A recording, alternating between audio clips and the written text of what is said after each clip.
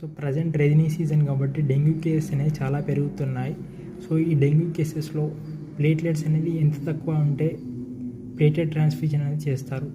So దీని question answer ఏంటి అంటే ప్లేట్లెట్స్ అనేది లెస్ దెన్ 10,000 ఉంటే అప్పుడు మాత్రమే ప్లేట్లెట్ ట్రాన్స్ఫ్యూజన్ అనేది చేస్తారు.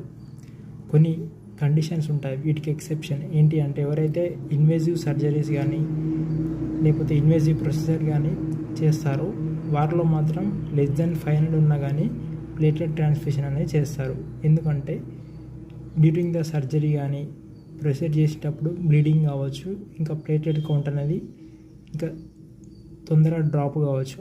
దానికోసమే ప్రొఫైలాక్టిక్గా ఆ కండిషన్లో మాత్రమే ప్లేట్లెట్ ట్రాన్స్ఫ్యూజన్ అనేది చేస్తారు.